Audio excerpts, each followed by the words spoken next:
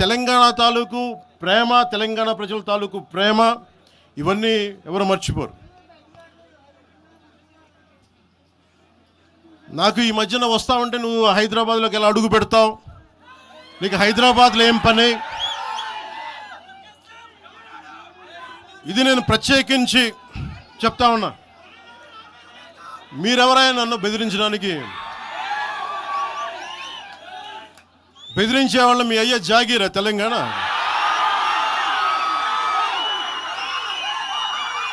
నా మీద దాడులు చేస్తా ఉన్నారు కదా. నాకు తెలంగాణలో బెదిరింపుల కంటే కూడా ఆంధ్రాలో బెదిరింపులు ఎక్కువ. నాకు తెలంగాణలో ఇంకా రానివ్వు అంటారు నన్ను, ఆంధ్రాలో అయితే తల తీసేయని అంటారు కోనసీమలో కొంతమంది. నేను ఓడిపోయినప్పుడు 2019లో ఓడిపోయినప్పుడు మన తెలంగాణ నాయకులు ఒకరే చెప్పారు, అన్నా మా తెలంగాణలో ఉంటే నీకు పరిస్థితి రానిచ్చేవాళ్ళం కాదని చెప్పి.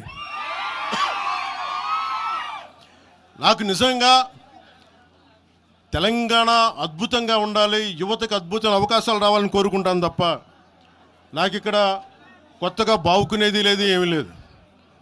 బెదిరించే వాళ్ళందరికీ ఒకటే చెప్తున్నాయి. నా ఇంటి ముందు ఎందుకు పెట్టారంటే ఎవరన్నా దాడి చేయాలంటే సంతోషంగా దాడి, ఇదే నా ఇంటి అడ్రస్, అది మీకు తెలియదు. నాకు అలాంటి భయాలు లేవు. నాకు బాంచన్ సారు కాల్మొక్తా అనే ఉద్దేశం ఉంటే పార్టీ ఎందుకు పెడతామా?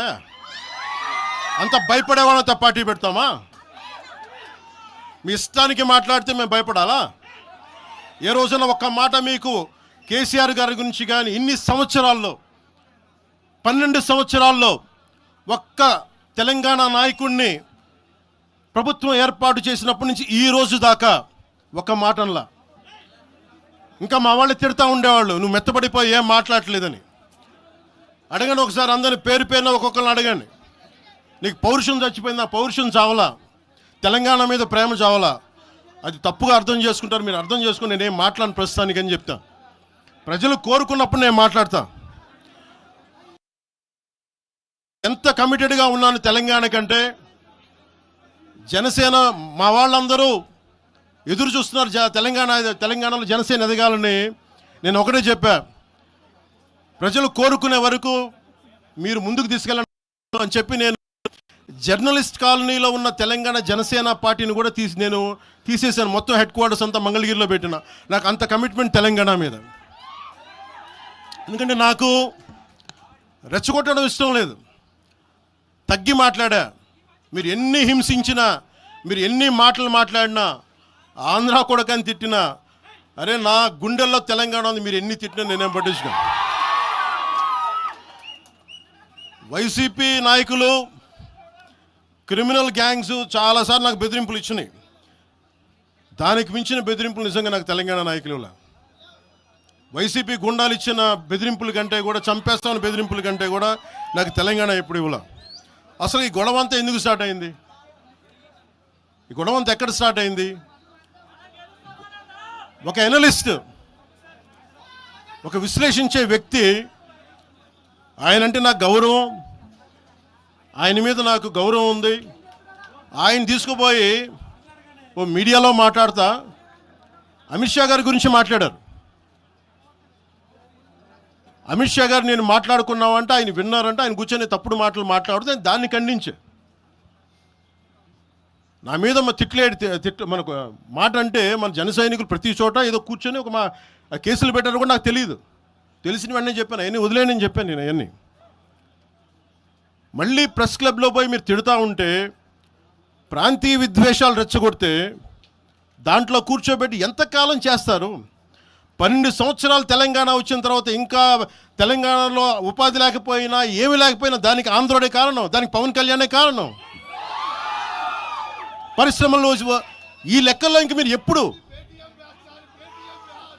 మీరు ఎన్ని చేసినా ప్రతిదానికి ఎక్కడో చోట తెలంగాణ ప్రజలు ఇది గ్రహించాలి. ఉద్యోగాలు రాకపోయినా, ఉపాధాలు రాకపోయినా ప్రతిదానికి ఆంధ్రోడు కారణం అంటే ఆంధ్ర ప్రజలు నిజంగా ఎందుకు వస్తారు ఇక్కడికి? తెలుగు చిత్ర పరిశ్రమ ఎందుకు వచ్చింది? ఎక్కడో మద్రాసులో ఉండే తెలుగు చిత్ర పరిశ్రమ ఇక్కడ రావడానికి కారణం తెలంగాణ ప్రత్యేక రాష్ట్రం కావాలని కోరుకున్న నాయకులు చెన్నారెడ్డి గారు తీసుకొచ్చారు ఇక్కడికి. ఆయన తీసుకొచ్చారు ఇక్కడికి. 50 సంవత్సరాలు కలిసి ఉన్న రాజధాని ఇక్కడ సడన్గా పోయి మీరు ఇక్కడ రాకూడదు అని కొంతమంది నాయకులు, తెలంగాణ ప్రజలు వేరు. నేను మొదటి రోజు నుంచి చెప్తా ఉన్నా, పాలకులు వేరు, ప్రజలు వేరు. తెలంగాణకి అన్యాయం చేసిన పాలకుల్ని, దాంట్లో పవన్ కళ్యాణ్ కూడా వాడిని కూడా ఉరిదీసాను పర్లా. పాలకులు వేరు, ప్రజలు వేరు. మీరు పాలకులను తిట్టుకున్న ప్రజలను తిడితే, విద్వేషాలు రెచ్చగొడితే ఈ దేశం ఎటుపోద్ది? సూరత్లో తెలుగు ప్రజలు ఉన్నారు. రేపొచ్చిన గుజరాతీ మనుషులందరూ గుజరాతీస్ అందరూ కూర్చొని తెలుగు వాళ్ళు ఇక్కడ ఉండకూడదంటే కుదురుద్ది అక్కడ? నాందేడ్లో ఉన్న తెలుగు వాళ్ళు, షోలాపూర్లో ఉన్న మన తెలంగాణ తెలుగు వాళ్ళు అందరూ కూర్చోబెట్టి మా మహారాష్ట్రీయులు తిరగబెడితే ఏమవుద్ది? దేశం నిలబడద్దా? దేశం ఒకటిగా ఉంటుందా? ఎంతకాలం తిడతారు? ఎంతకాలం?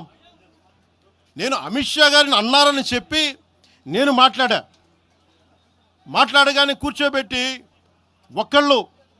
దానికి చిలవలు పలవలు చేసి నాకు తెలంగాణ అంటే పడదు, నాకు వీళ్ళంటే పడదు, వాళ్ళంటే పడదు, ఇన్ని సంవత్సరాలు 12 years కూర్చోబెట్టడం. మేము ఒక చెరువుని కబ్జా చేసామంట. నాకేం పనిలేదా? నిజంగా మీరన్నట్టుగా కబ్జా చేస్తే ఇల్లు తగలబెట్టారా? నాది వచ్చి మీరు ఉంచుతారా నన్ను? ఒక్కొక్కళ్ళు కూర్చోబెట్టి 111 జీవోలు ఏమేం చేశారు అటు చూసిపోండి, అటు చూడండి.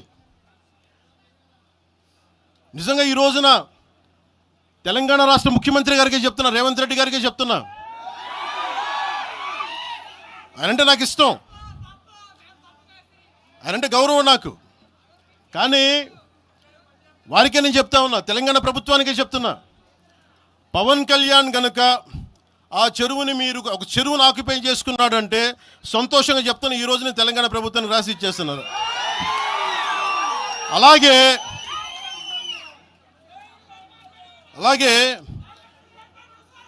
లెఫ్ట్ మేము వామపక్షవాదులు అని చెప్పి ఒక ఎనలిస్ట్ మాట్లాడతా, ఇది ఎలా ఉంటుందంటే, ప్రపంచ కార్మికులారా ఏకం కండి అని చెప్పి వామపక్ష భావజాలం ఈ రోజున ప్రాంతీయతకు వచ్చింది. ఆ వామపక్ష భావజాలం చెప్పే వ్యక్తి అనలిస్ట్ ప్రకారం ప్రపంచ కార్మికులారా ఏకం కండి చెప్పే వామపక్ష భావజాలం ఈరోజు ఎక్కడికి వచ్చింది? ఆయన చెప్పిన విధానం ప్రకారం ప్రాంతీయతకు వచ్చింది. కమ్యూనిజం ఎందుకు చచ్చిపోయిందండి? ఇలాంటి వాటి వల్ల చచ్చిపోద్ది. ఈరోజు గద్దర్ గురించి మాట్లాడతారు. బండెనక బండి కట్టి 16 బండ్లు కట్టి ఏ బండిలో పోతాం నైజాం సర్కార్ ఓడా అంటే అది ఈరోజు మాకు వచ్చిన ప్రేమ కాదు. మాకు అది నా చిన్నప్పుడు చెప్పాను ఆ మాట, తర్వాత ఫస్ట్ మీటింగ్లో చెప్పా. గద్దర్ గారు బతికున్నప్పుడు మీరందరూ ఏమయ్యారా? గద్దరన్న బతికున్నప్పుడు మీరందరూ ఎక్కడున్నారు? గద్దరన్న వెన్నులో బుల్లెట్లు దిగితే గద్దరన్న నా దగ్గరికి వచ్చాడు. ఒకటి అడిగాడు ఆఫీస్కి వచ్చి, మన జర్నలిస్ట్ కాలనీలో ఉండే జనసేన ఆఫీస్కి వచ్చి, అరే తమ్మి నాకు బుల్లెట్లు దిగినాయిరా, నాకు వెనకాల నన్ను స్వేచ్ఛగా రే అని పిలుచుకునే అంత చనువు మా ఇద్దరు